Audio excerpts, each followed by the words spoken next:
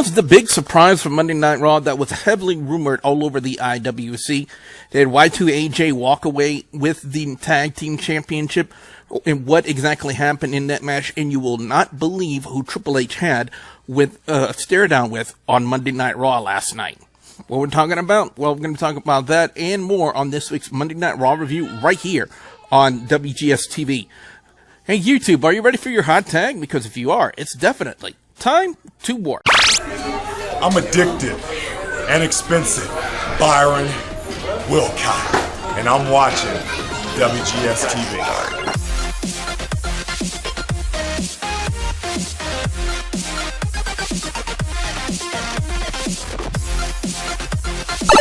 Greetings, YouTube. Yeah, warped way back into another episode of WGS-TV right here on YouTube.com/WrestleGamer. I am the WrestleGamer, Double B Bully Bujo, and what we're going to be doing on this video in particular, guys and gals, we're going to be taking a look back at Monday Night Raw, talk about the matches, on the segments, give our thoughts and our reactions to what happened on Monday Night Raw. And as always, guys and gals, you can put in your comments on Monday Night Raw in the comments section below as you're watching this video or at the end of this video, because we definitely like to hear and talk with you guys here on WGS-TV. And let me introduce my co-reviewer this week on Monday Night Raw, ladies and gentlemen. You know him as the Bay Area MVP, known as Will. And not only that, guys and gals, but today is Will's birthday. So, Will, happy birthday, dude. Thank you very much. And yes, we have a lot to talk about on Raw. So, yeah, let's head down. And also, before we get started, another quick mention. There was another birthday from a longtime friend here on WGS-TV, Jordan Culp's birthday, you know, a.k.a. 21 Jordan fan and a.k.a. WWE fan here on YouTube, celebrated his birthday yesterday. So I want to throw a special birthday shout-out to Jordan. So happy birthday, Jordan. So with that being said, let's go ahead and get started.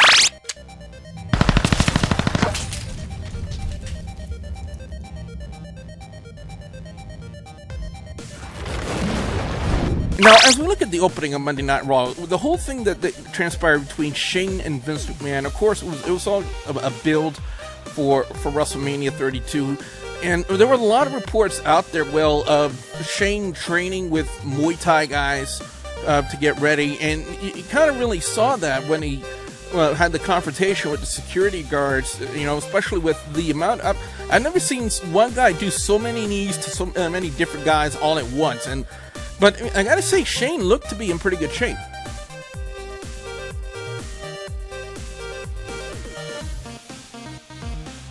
Will, are you there?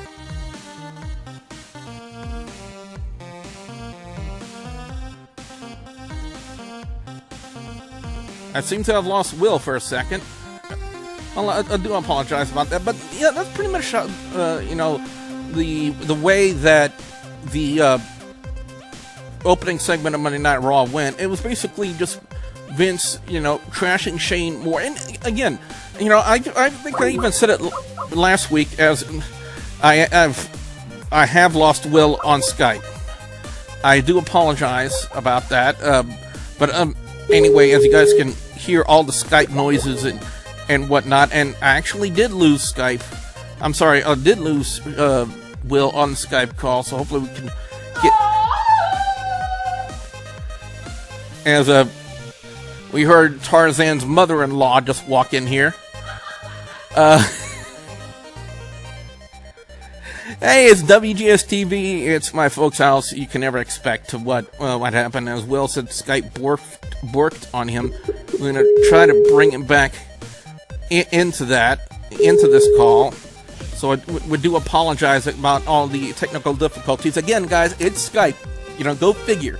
One of the things I was trying to make mention to you, Will, before the whole Skype just gave us a big middle finger in the middle of this recording, is the fact that, you know, it was reported that Shane was training a lot with Muay Thai guys to get in shape for his matchup at WrestleMania, and it was really rather evident, especially during the confrontation that he had with the security guys.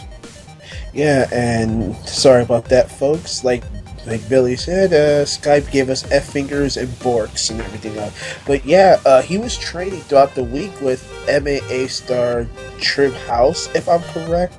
And I mean, I did see some of the videos And, for a guy of his age that shouldn't be having gray hair right now, but he's more intellect and smart than people give him for. I mean, what is there to say? I mean, all I can say to GS fans is Shane is not only getting training from MMA, he also got a little bit of training from Tommy Dreamer, for those who don't know. So he has more than one trainer, Billy. So going into Mania, Shane is not going to be the Shane we knew back then. Look for the 10th Shane going into Mania.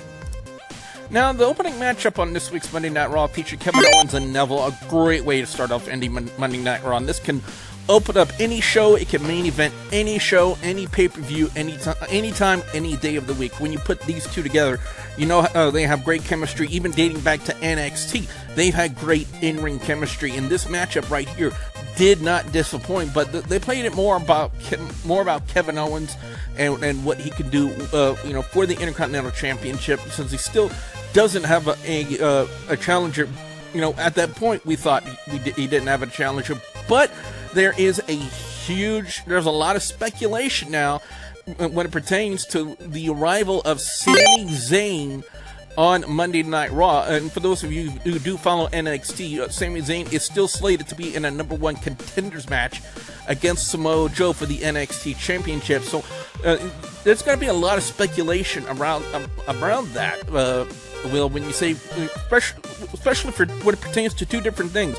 One, Sami Zayn's possible involvement at WrestleMania 32 with the possibility of facing Kevin Owens for the Intercontinental Championship. And two, speculation about the number one contenders match between Samoa Joe and Sami Zayn for the NXT Championship.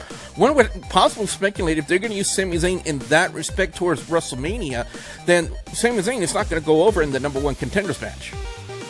And see, I don't think if he being in two different matches is going to really build anything, because even though he has the controversial match with Joe for the number one contendership to Finn Balor's NXT title, but then, like you said, we see them on Monday Night Raw. We didn't expect him to come out, and he did state exclusively on WWE.com that he's not finished with Kevin Owens yet. They talk about their 12-year rivalry, their feud, whatever not have you. But me personally, as a wrestling fan and not as a wrestling correspondent, I want Zayn on the main roster. With the plethora of injuries that's on the roster, this needs a build, and Zayn. So if anything, I'll see Joe versus Balor and have Zayn go for Owens at Mania. I also think back to the inception of the actual storyline rivalry in WWE. It predates back to NXT, to Kevin Owens' debut when he powerbombed Sami Zayn against the ring apron. That was the night that Sami Zayn won the NXT Championship for the very first time. Right there, that wasn't a huge talk about exciting moment in the history for NXT. So, again, it's going to be real interesting to see where they go next when it pertains to that. As I'm looking at my OBS, it seems to go a little bit cuckoo, but it seems to be okay now.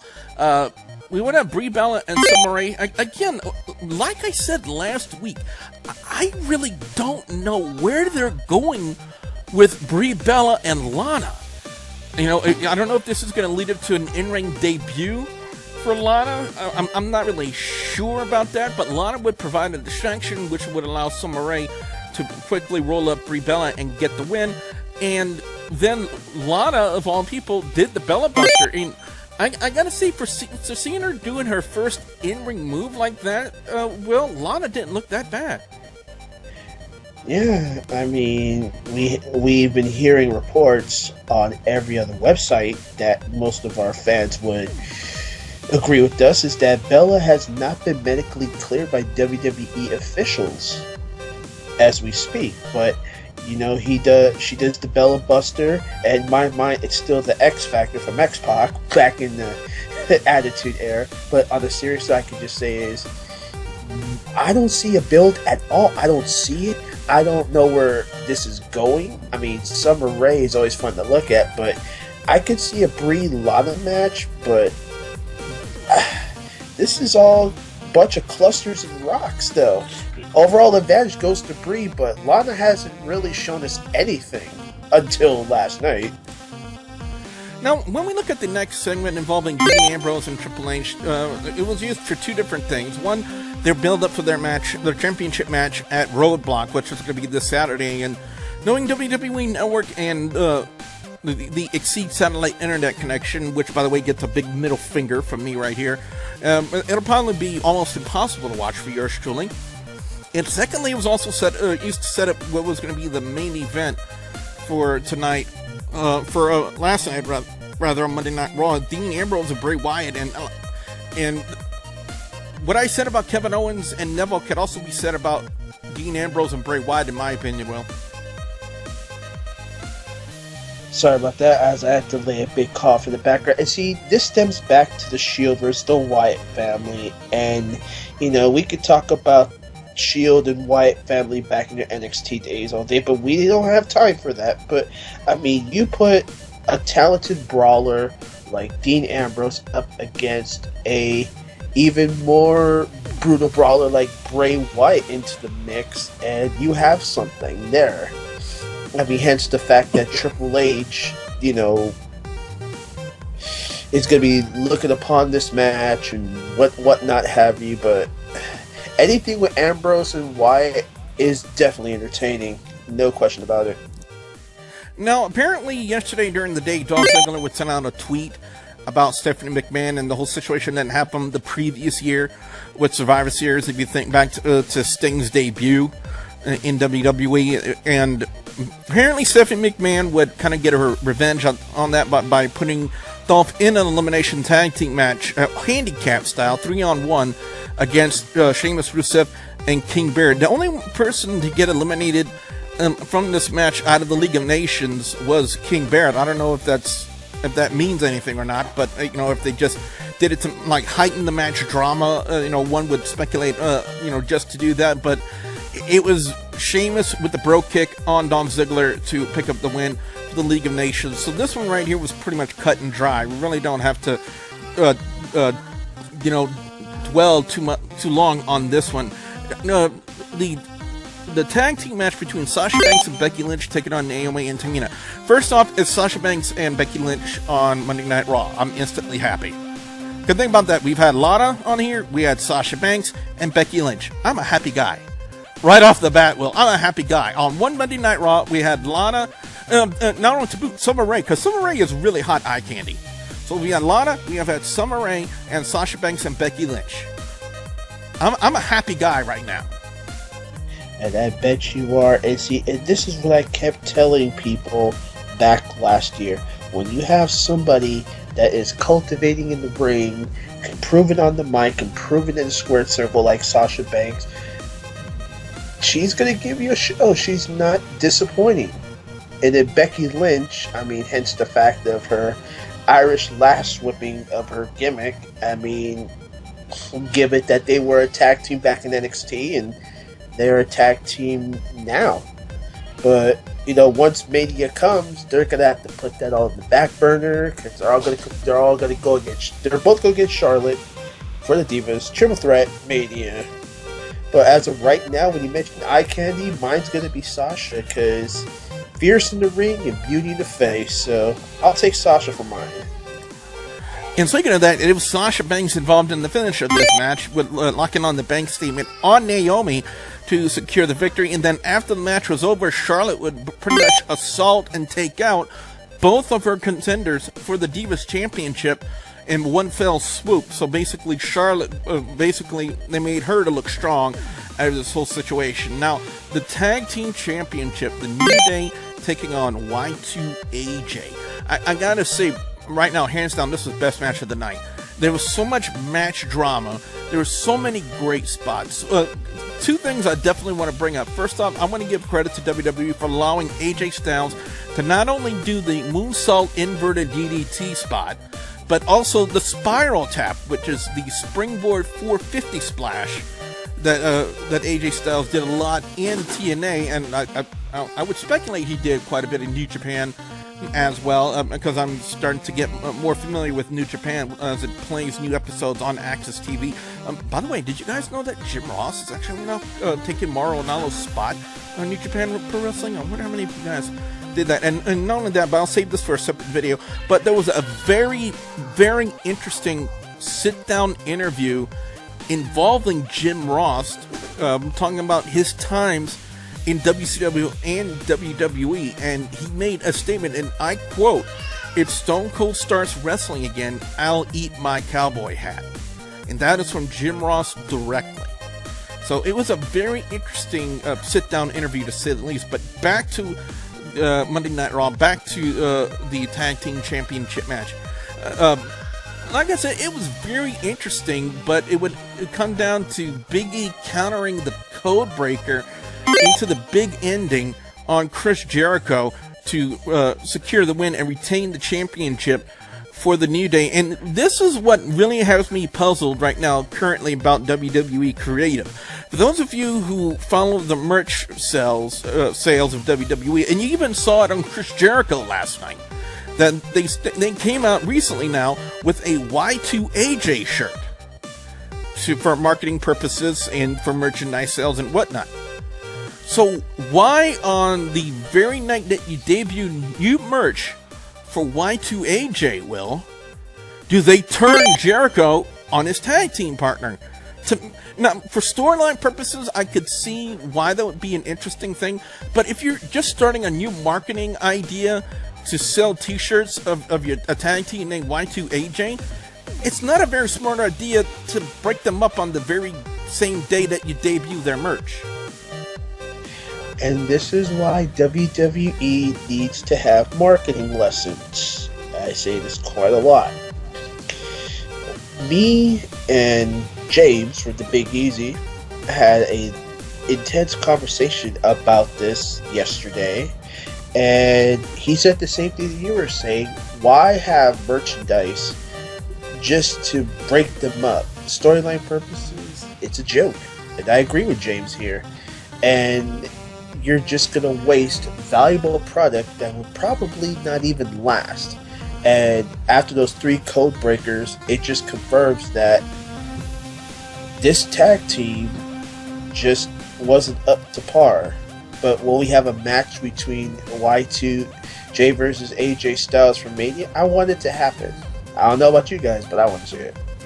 I wouldn't be disappointed, to be honest about that, because they've, as we've seen in the past 3 matches that they've done, they've had great in-ring chemistry when it comes to that. And when you have that good chemistry, when you can know that you can work well with a guy, it always makes for good matches. So I really would like to see, if they do something for WrestleMania, what they will do. And they've even promoted on Raw last night that Y2J Chris Jericho will be on SmackDown to further explain his actions from last night on Monday Night Raw. So it'll be very interesting to see which way they did it. And they chose a good crowd to turn him heel too, in that Chicago crowd, that pro IWC heavy crowd. Just one code breaker and boom, instantly Jericho is a heel with that crowd. Up next was Tyler Breeze and Kalisto. The only thing I have to say about this is, who did Tyler Breeze piss off backstage? I mean, seriously. He was used really well in NXT, and it's not just him. A lot of these good NXT talents have fallen into that mid-card shuffle, and they were really used well in NXT, in that environment. They bring them up to the main roster, and then they just get completely forgotten about. And as much as a former friend that I used to talk to on here, he's never been really big on Tyler Breeze, but to me he was still used effectively in NXT. They brought him up to the main roster, and now he's just been flatlined of sorts. And I really don't know what else to say about this, Will. Alright, but I do. And I followed Tyler Breeze's career on NXT, to be honest. And he went from pretty to basically, who the fuck is he? And what I mean by quote-unquote, who the fuck is he? When he debuted, he had an interesting feud with Dolph Ziggler. That was good. after it ended, where did he basically go? Yeah, WGS-TV fans, he went to jobbing. Because, look at it. He had nothing really going for him other than he took Christian's move, and he has the beauty shot. But, I mean, you're going to give him to Kalisto? Why don't you put Damian Sandow back on the roster? See, this is what I mean by what Shane was talking about. Vince is out of touch. And, I mean, Damian Sandow is better than Tyler Breeze. I'm sorry, I'm going to quote it right here on WGS-TV. Damian Sandow needs to be back on TV. Sorry. Well, there was an interesting backstage confrontation between Ryback and Kalisto. One would figure was possibly the inception of a storyline which would lead to a championship match, a United States championship match between Kalisto and Ryback at WrestleMania. That was another one of the big, heavily rumored match ideas circling all around social media, and especially on Facebook, about the rumored match between these two. And you can kind of get the sense that they were going to go that route, as Ryback, was still trying to be respectful towards Kalisto. But it really wasn't a dig at Kalisto per se. It's a dig at what his new gimmick is doing now. Is that you should only be about yourself. You shouldn't be about a tag team and whatnot. And it's very ironic that they would have him use that statement in that confrontation, especially when you look at his match. Will, this was basically a reunion of Ryback's.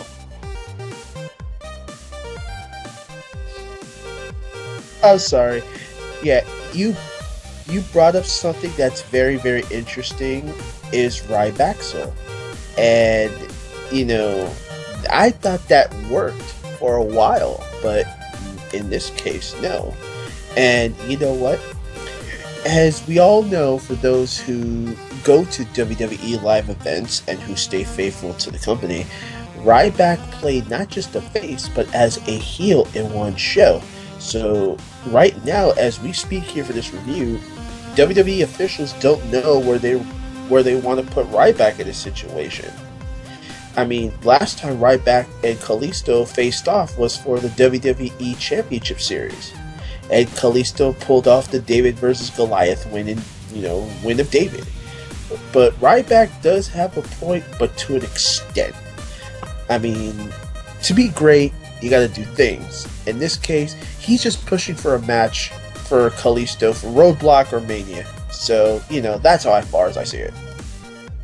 Ryback basically beat the shit out of Curtis Axel and got the win with the shell shock and left pretty much the same way that he did with Ambrose last week. Now, as we look at the main event, Dean Ambrose versus Bray Wyatt. By the way, this was a great main event. That's basically bottom line. Dean Ambrose, Bray Wyatt equals money, in my opinion, and it was a great match. But again, it's when you know what the Wyatt family gimmick is, and you know what the Wyatt family MO is, you almost expect it to happen, and it was very, very similar. And Will, I know that you picked up on this. This was very, very similar to what the NWO did every time Hollywood Hogan got into trouble in their match. They would come down and basically interrupt the match, basically get the match thrown out and start beating down the guy. And that's exactly what the Wyatt family did to Dean Ambrose. But here comes the interesting part. And you even noticed it when the crowd reaction, when it happened, a very interesting stare down between Bray Wyatt and Triple H. Will, did you pick up anything on that?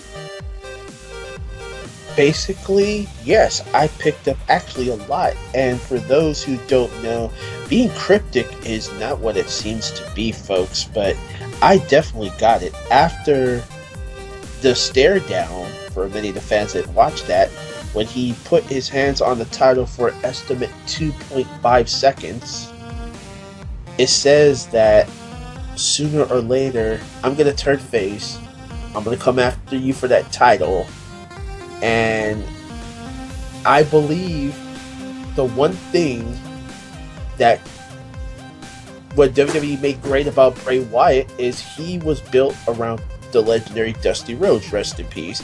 And he was the last person he talked to before he passed away. A lot of officials are high on Bray Wyatt. Give him a title run at least. And put the Wyatt family in the back. I think he's ready. Good on the mic, but I think he could do a lot better. But time will tell. But good stare down.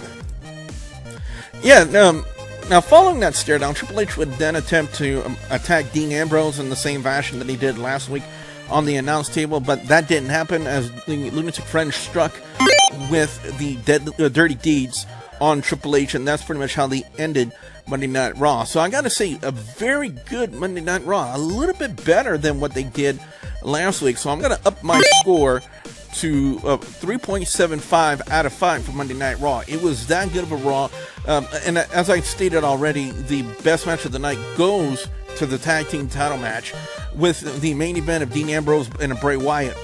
Very, very, very close second. Worst segment of the night, I really don't know what to say. There are a couple of things I definitely need to put out there, and WWE Creative, if for some odd reason you're watching this video, keep this in mind. One thing, I did not need to know that whenever Goldust ate a certain type of pizza, he gets an exploding butt. And two, I think we kind of figured out that Mark Henry was a big fan of pizza. Those are two things that we did not need to know. Well, one thing we knew about Mark Henry, and that's for obvious reasons, and one would speculate when you look at me, you could suspect the same thing too, and I could tell you that I used to, but not anymore. And I'm not talking about the butt either. But I really don't know what to think about what they're doing with Golden Truth, R-Truth, and Goldust, but that was really one thing I definitely didn't need to know. So that's why I'm going to classify that as my worst segment. Will, over to you, your overall score and your picks for best and worst match or segment of Monday Night Raw. Alright, I'm going to give this a 3.75 out of 5. Best match is going to be the Kevin Owens Neville match, but I will put a little bit of a gander on the Ambrose Wyatt match, but more on the Owens Neville because, you know, they both came out of NXT, you know, the Sami Zayn re-debut on Raw. This is something finally that needed to happen with the plethora of injury that was going about, so thank God. Worst match, Tyler Breeze versus Kalisto. Like I said, Tyler Breeze went from Prince Pretty to what the fuck. And I stand by that because he hasn't done nothing since the Ziggler feud. And I'm sorry, Billy, you left out one thing of your worst segment that I'm going to turn it to as a best segment. When Mark Henry said, I love Chicago. Because Chicago feeds off that vibe. When you want a cheap pop like that and you talk about deep dish pizza, Chicago's going to love you. But, and yes, I do agree with you. Goldust did not need to mention that. And R-Truth, that was the worst Pizza Boy gimmick delivery I've ever seen. And I think that's almost kind of the point of the Golden Truth segments. You know, they're supposed to do something that's so outrageous comically and entertainingly that you can almost point to it and say that's a bad thing. And you know, we saw it out of Goldust at first, and now I guess they're reversing roles and they're having R-Truth do that. But anyway, guys and gals, what we want to know from you guys out there, the viewers and subscribers, your thoughts on Monday Night Raw this week. What are your overall scores? What are your picks? Best and worst match or segment of Monday Night Raw this week? Definitely want to hear what you guys out there have to say. Be sure you put your comments in the comment section below. Don't forget to like, favorite, and subscribe. But be sure you follow WGS-TV on social media, on Facebook, Twitter, Instagram. You guys can ask me questions. Links will be provided in the description box below. And be sure, if you like this video, to share it with all of your friends on social media. And also don't forget, I will have a couple of videos in the annotations at the end of this video for you guys to check out as well. So with that being said, a very big happy birthday to Will, the Bay Area MVP, and also a big happy birthday once again to Jordan Culp, aka 21 Jordan fan here on YouTube. And I'm the Wrestle Gamer, Double B Bully Bujo, and I will see you at the next Warp Zone. Bye, guys! Hello!